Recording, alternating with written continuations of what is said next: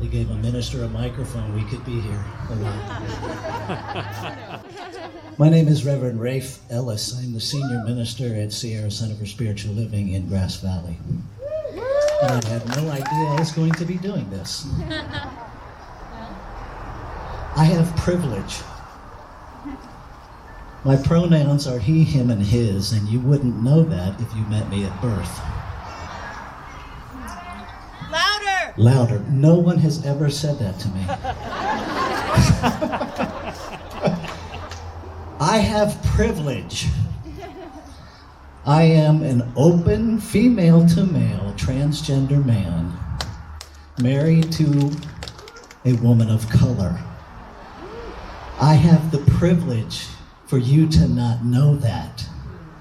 She does not have the privilege for you to not know that, because there is never a day when she gets to take her skin off.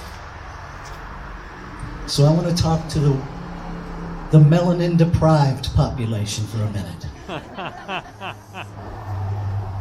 This is our job. Okay? This is our job.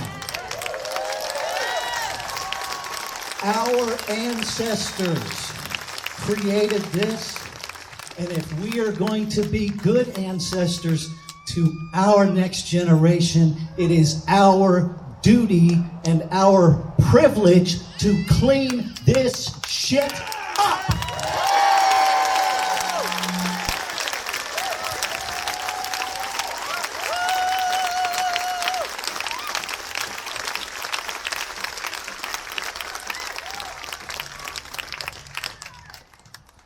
I'm also a former deputy,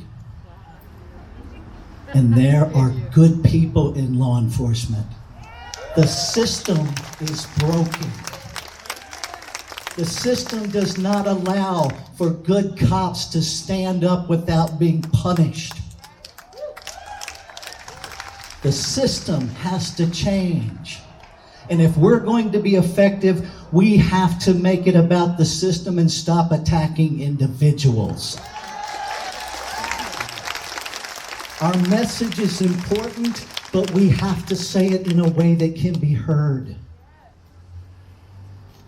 White people talk to white people because they're not going to listen to a person of color when their minds and their hearts are closed.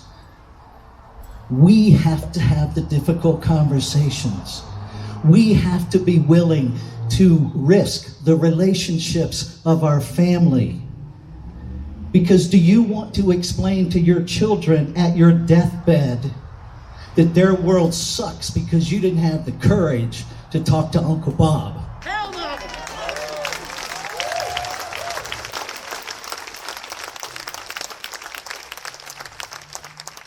If you haven't figured out by now, I'm not your average minister. Churches, we have been silent too long. We have been complicit, historically advocating for slavery, for abuse, for male supremacy, and we have used one of the most precious libraries called the Bible to substantiate it and support it and distort it. It's wrong. Stop it.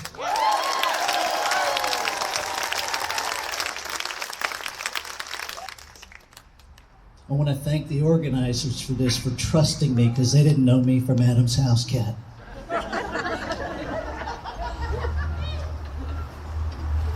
I'll be honest, I understand their culture way more than I understand my own. I wasn't raised by white culture.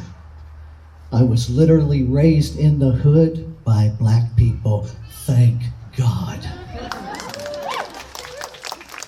Here's what I want to tell you.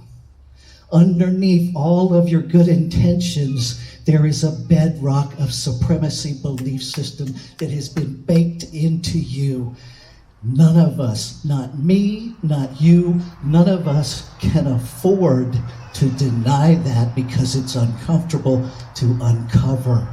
Just like if you're eating a piece of cake, you can't identify the eggs or the salt or the baking powder, but when you put it in you, all of it impacts you. What we were raised with is the same thing. It has been systemically fed to us. So even those of us that clearly care, dig into the depths of your own being and find the remnants of racism that stop you from stepping up when you could, that tell you you have to do something instead of you having a place of joy inside that tells you you get to, because it's different. You don't have to, but you get to, want to get to. This is our privilege. It's the greatest privilege as white people we are ever going to have.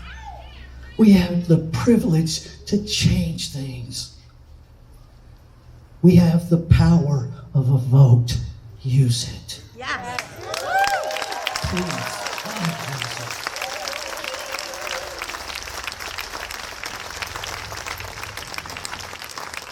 You have the power of the pen. I don't care if you write well. Just write. Write to Congress people. Write to leaders in our own community.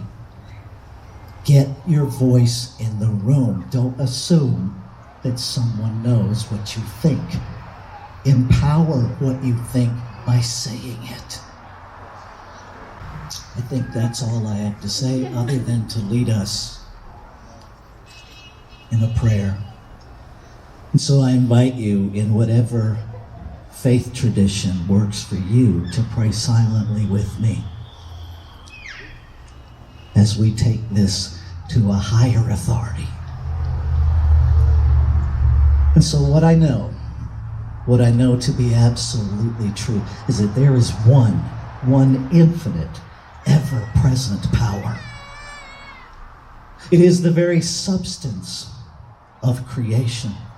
It existed before we even knew the word creation.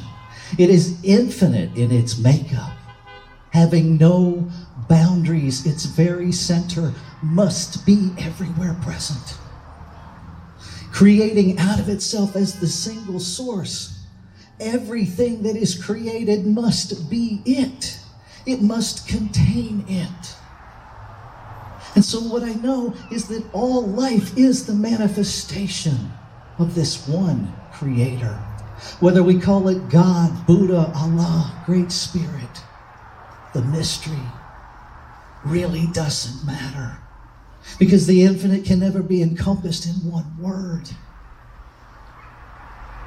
And so I speak my word this evening in appreciation. I speak my word in recognition that every life is an exquisitely individualized, unrepeatable, magnificent expression of the divine itself in physical form. That this is who and what we are. That the nature of God, Spirit itself, is the very nature of humanity, and it is time that we step into being our nature. I lift us up to be what we were created to be. Love in form, infinite intelligence in form. That every life is precious.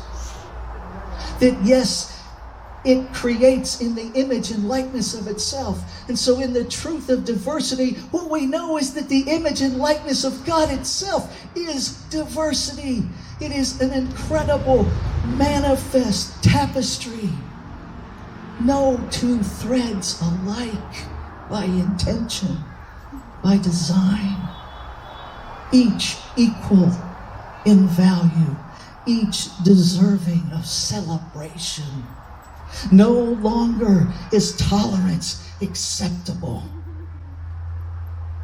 because what creation has created is deserving of celebration. And so I celebrate.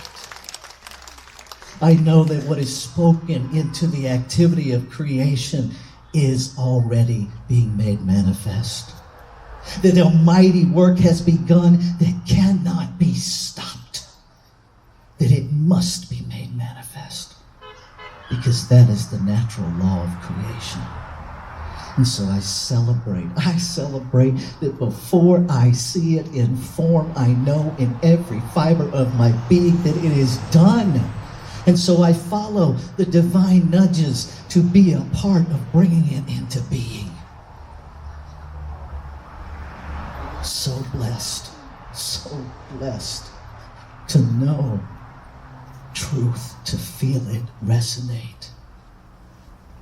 And so I simply release this prayer into the activity of the authority that spoke it through me, past me. I invite you to join me as we anchor it together by saying, Amen. Amen. Shalom. Shalom. Aho. Aho.